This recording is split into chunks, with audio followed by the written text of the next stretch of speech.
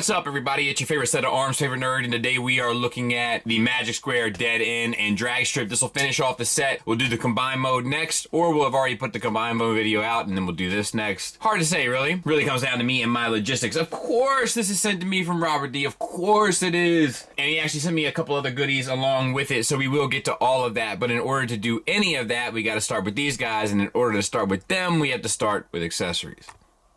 Dragstrip comes with a gun. It looks good enough. All of the bits and pieces and so forth. No issues sculpt-wise, and no paint. But he doesn't do a great job of holding it, and I'm not exactly sure why, but the tolerances are off. Deadend also comes with a gun. Once again, sculpt work and no paint. But he will actually hold his properly, which is a nice bonus.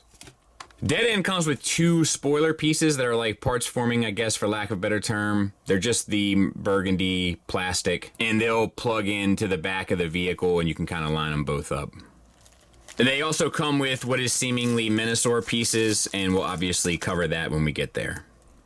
I was able to get his gun planted a bit further into his hand. I just wanted to show that, but it was not easy. And as you can see, it's even more challenging to get off, so to speak. Let's plug that back in. Wrists are on a swivel, obviously. But you're going to be limited with your range on that swivel because of this piece that sits below. So you only get to there, and then the back of the hand taps up against it.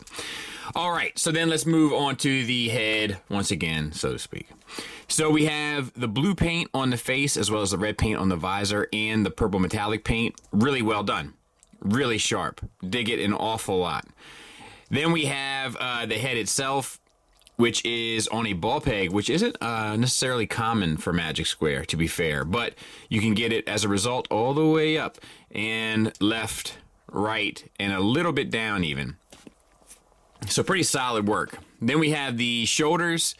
They hinge at the base of the shoulder, but because of his head, it kind of stops, you know what I mean? You got these wheels. They can go up and down too, or side to side, depending on your preferences.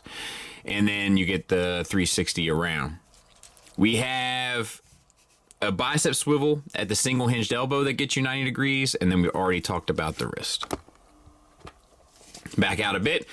This paint, the mustard color, is added on. That looks good. We do have a waist swivel, and you have a teapot, but no ab crunch. And the teapot is obviously one direction due to being an arm. Silver paint on the chest looks good too, or on the abdomen rather.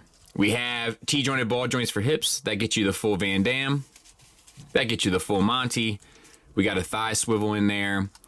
Single hinge knee that gets you 90 degrees. Nice paint accents on the side there. As for the ankles, you don't really get a proper, I guess you do, because the ankle is really connected to the foot. So you get an ankle tilt up, down, a crazy rocker, and then this can kind of get a little cumbersome, but if you just move it out of the way, you can usually cheat it.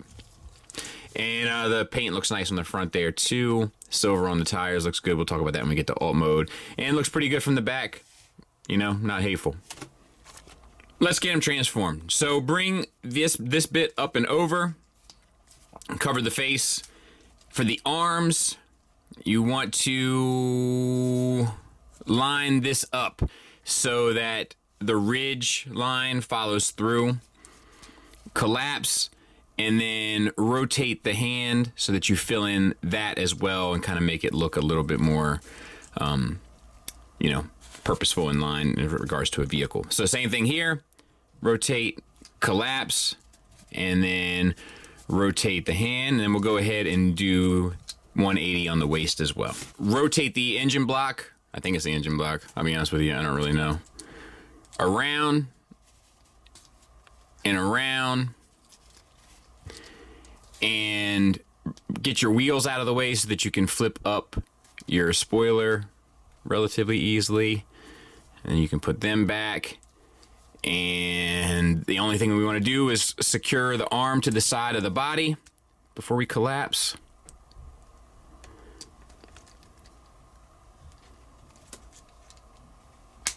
And bring the wheels up and lock them in underneath. And then we just collapse the legs. As you collapse the legs, you want to tab in here and then tab in the engine block as well.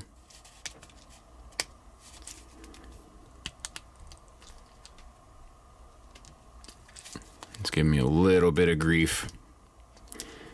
So I might have to, there's one. There's the other. Bring the wheels up. Engine block down. Oh, dude. Oh, the engine. No, that should sit. Yeah, that should sit. Skip. There. I might have to clean that up.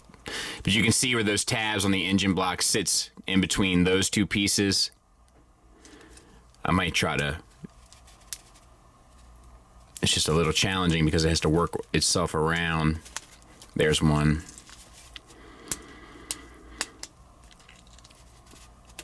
And there's the other. You get the idea. I'll clean it up. We'll take a look at it. As for Deadend, once again, we'll start kind of tight on the face. Really nice face sculpt, purple and gold paint. And we have a ball joint once again, or ball peg for the head. That'll get you all the way up, side to side, and even a little bit down. The shoulders here, if you break transformation, will get you further, but it gets you 90 degrees. And the swivel around.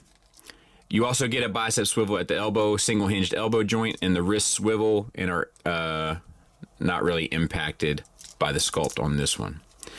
We have a waist swivel. You have a teapot. Really nice paint accents on the chest there. The grays come through nicely. T-jointed ball joints for hips. Thigh swivel at a cut joint. Single hinge knee gets you 90 degrees. Lower legs, we have the black metallic for the windows, as well as the blinker and reverse lights. That all looks good. Ankles tilt up, tilt down, and rock. So no issues there. And from the back, there he is. Once again, back out of taste, but pretty clean. As for Deadend, we're going to collapse the arms. We're going to bring the hood, untab it, bring it up and over. Well, I guess not over quite yet. We got to collapse the body, get it nice and taut. This bottom piece here, it's basically a double hinge, and if you kind of double hinge it towards, then you'll see you get it nice and tight up against his head, so to speak.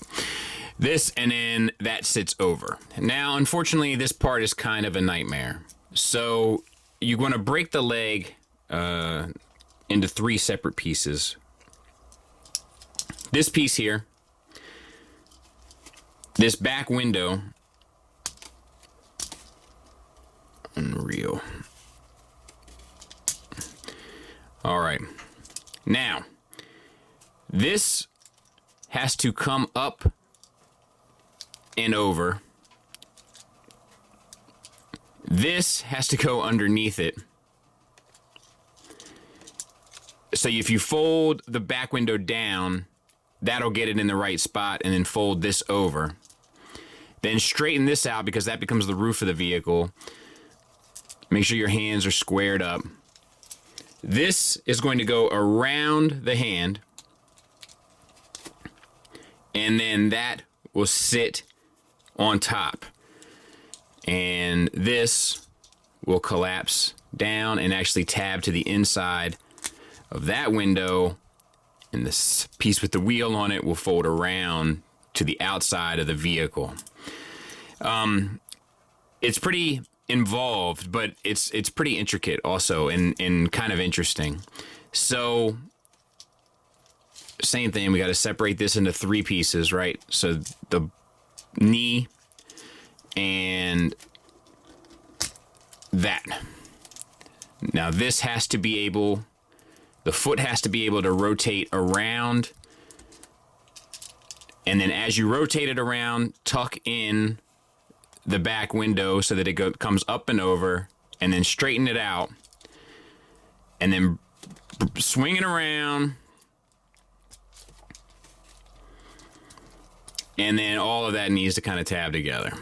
Same with down here. And it's just finicky, man. All right.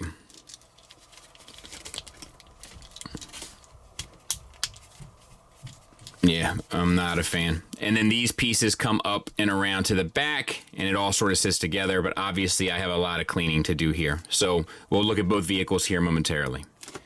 And there they are. And I got news for you. Neither of them are quite right. And I've put a lot of effort into this in order to try to get it right. But as you can see, these doors aren't quite lined up and the hood is not quite lined up, but I was able to get the roof finally lined up. And this one, this piece just doesn't fit there. Like, it's physics. So that's a bit problematic as well. Now, once that's spoken about and aside, from there, it's a decent attempt, right? The paint accents on the back, the headlights at the front, as well as the grille and high beams and blinkers and such. Like it looks great. The metallic paint for the windows is a nice touch. Rolls like a champ. Same for this one. The mustard color added, plus the red stripes, the black bumper, all of that really comes across nicely. It's nice, 2 different shades of silver on the engine block as well, if it actually went together. The little mustard accent there. It really is a good looking attempt if it just worked properly. We've talked about the growing pains. We'll get a little bit more into that with the final thoughts, but I don't know. I didn't put the back pieces in or keep them in because it's just, I'm afraid that this thing is going to all come apart. But, you know, I don't know. We'll talk about it, but it's not great in that regard. Tire tracks for the comparison. Size comparison wise, there they are with our usual suspects, the Hasbro Stunnicon as well as the Iron Factory Old School Scale Blaster. And then there they are with the Iron Factory Tarn. So hopefully that gives you some idea. We'll look at them all together when we do the combined video.